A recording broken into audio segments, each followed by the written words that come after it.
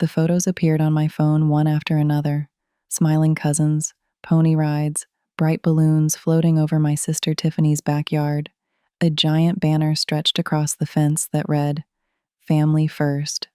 Except my son wasn't there, not forgotten, not accidentally overlooked, excluded. My name is Kendra, and if you've ever watched your child quietly realize they don't belong somewhere they should have been welcomed, stay with me for a moment, because this story isn't about revenge. It's about the moment a mother stops shrinking herself to fit inside people's selective version of love. The party had been planned for months. Tiffany treated it like a celebrity event: custom invitations, matching outfits for the kids, professional photographers, even a magician. Everyone in the family was invited: every cousin, every aunt, every child, except my 7-year-old son, Micah. When I finally asked my mother why he wasn't included, she sighed like I was exhausting her. "We just thought it might be too overwhelming for him," she said carefully. "You know how sensitive he can be." Sensitive, that was the word they always used. Not kind, not thoughtful, not creative. Sensitive, as if empathy were a flaw, as if anxiety made him less worthy of being loved loudly. That afternoon, while Tiffany uploaded cheerful videos online, Micah sat cross-legged on our living room rug holding his sneakers. "Am I not going?" he asked quietly. I swallowed hard. "No, baby," I said gently. "Today's just going to be our day instead." He nodded, pretending it didn't hurt. That was the worst part. Children learn disappointment quietly first. So I took him out for ice cream. We went to the aquarium afterward. He laughed, watching sea otters spin through the water while somewhere across town his own family celebrated without him.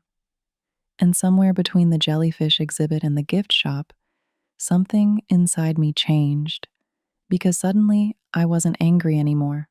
I was clear. This wasn't the first time they excluded him. It was simply the first time I stopped making excuses for it.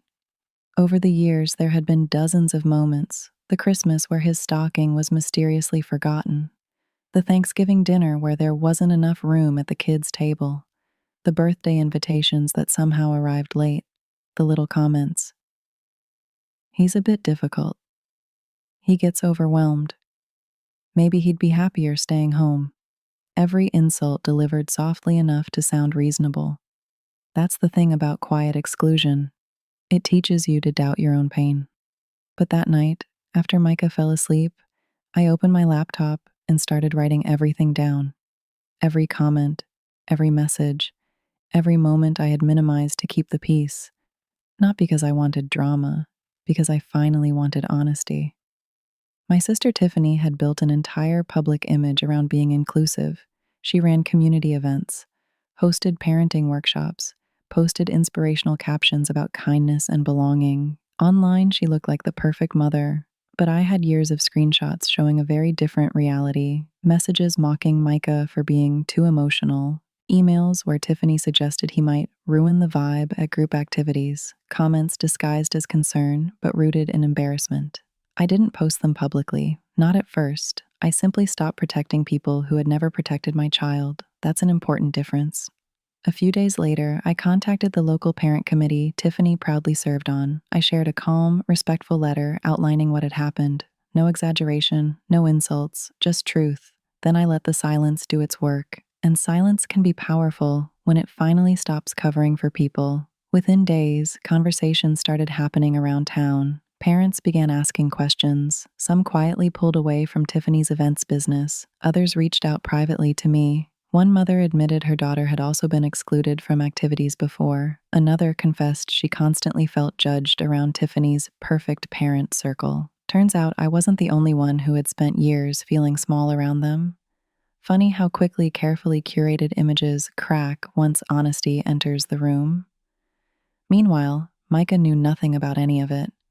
I protected him from the fallout completely. We spent our weekends building Lego cities, visiting museums, making pancakes shaped like dinosaurs. Slowly, I watched something beautiful happen. Without the constant pressure of trying to earn approval from people who barely gave him basic kindness, he relaxed. He laughed more, slept better, stopped asking why certain relatives never called. Children bloom quickly once they stop feeling unwanted. That realization broke my heart a little. One evening, my mother finally called. "You're tearing this family apart," she said immediately. I stayed quiet for a moment before answering softly. "No," I replied. "I'm just refusing to pretend anymore." She sighed heavily. "You've embarrassed Tiffany." I looked over at Micah coloring dragons at the kitchen table. For years, I had worried about keeping adults comfortable while my child quietly absorbed rejection. Not anymore. What embarrassed Tiffany, I said carefully, was her own behavior becoming visible. My mother hung up shortly afterward, but for the first time in years, I didn't feel guilty, because protecting your child is not cruelty, even when people benefiting from your silence call it that. Weeks later, our neighborhood organized a spring block party. One of the organizers approached me beforehand. "We want this event to feel welcoming for every kid," she said. "Would you help us plan it?" I almost laughed at the irony. The same community where I once felt invisible was now asking me to help create belonging. So I said yes. And honestly, it became one of the happiest days of my life. Micah helped hang paper lanterns between trees. He handed out juice boxes like he owned the neighborhood. Kids ran through bounce houses while music drifted across the park. And for the first time in a very long time, my son wasn't standing at the edge of joy, wondering if he was allowed inside it. He belonged naturally, no permission required. At one point, I watched him helping another child untangle a kite string, both boys laughing so hard they could barely stand upright. That's when Tiffany arrived. She walked slowly toward me, carrying a tray of cupcakes and wearing the kind of nervous smile people use when they suddenly realize their image no longer protects them. "Kendra," she said quietly, "can we talk?" I looked at her calmly. She glanced toward Micah. "He's happy," she whispered. "Yes," I answered. "He is." For a second, neither of us spoke. Then she sighed. Things got out of hand. I noticed she still wasn't apologizing for what actually mattered, not the exclusion, not the years of dismissive comments, only the consequences. "That's the problem," I said gently. "You all acted like hurting him was small because it happened quietly." Her eyes filled with tears. "I never meant—" "You didn't have to mean it," I interrupted softly. "You just kept doing it." That sentence seemed to land harder than anger ever could. She looked away. "So what happens now?" she asked.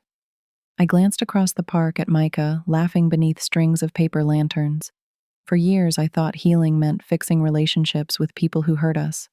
Now I understood something different. Sometimes healing means building new spaces where hurt no longer controls the atmosphere. "We move forward," I said simply. "Not together, not dramatically apart, just honestly." She left the cupcakes behind and walked away quietly. And surprisingly, I didn't feel victorious. I felt free. A week later, my mother mailed me an old family photo from Tiffany's party. Everyone stood smiling beneath the Family First banner, but where Micah should have been, there was empty space. They had cropped him out completely. Attached was a handwritten note. "We hope you'll come around eventually." I stared at that photo for a long time, not because it hurt anymore, because it clarified everything. They cared more about preserving the appearance of family than practicing it honestly. That realization used to devastate me. Now it simply guided me. I slid the photo into a drawer labeled "Past." Then I printed a different picture instead, one from the block party, Micah standing beside another little boy, both holding crooked paper dragons and laughing like the world had always made room for them. That photo I framed, because real love never requires editing someone out to feel complete.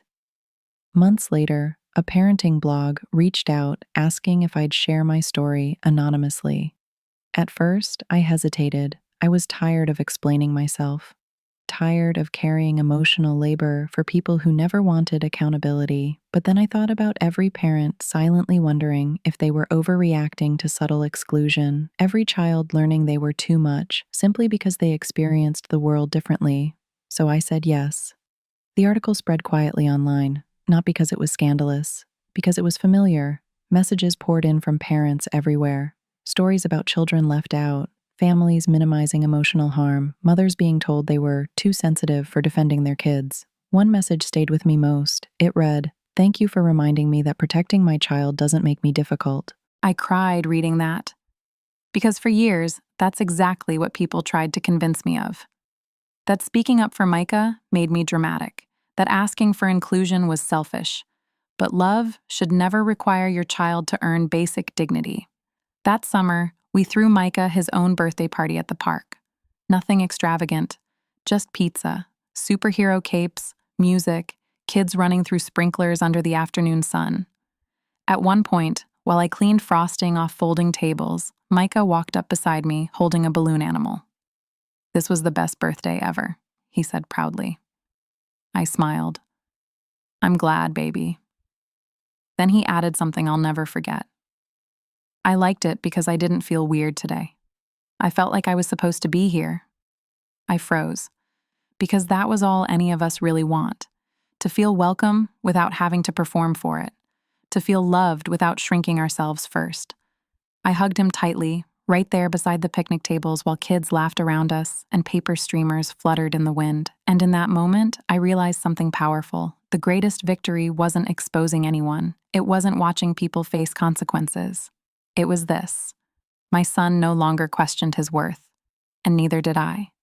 Today, our life looks different. Smaller in some ways. Healthier in every way that matters. We have people around us now who choose kindness naturally. Friends who remember Micah's favorite color, neighbors who save him a seat, teachers who see his sensitivity as a strength instead of a burden. And me? I stopped begging to be included in rooms that required my child to feel invisible. Because sometimes the most life-changing thing you can do is stop chasing acceptance from people committed to misunderstanding you. My family once taught me that belonging had conditions, but Micah taught me something better. Real love makes room for you loudly, without hesitation, without performance, without requiring you to become less of yourself first. And honestly, that kind of love feels more like home than any invitation ever could.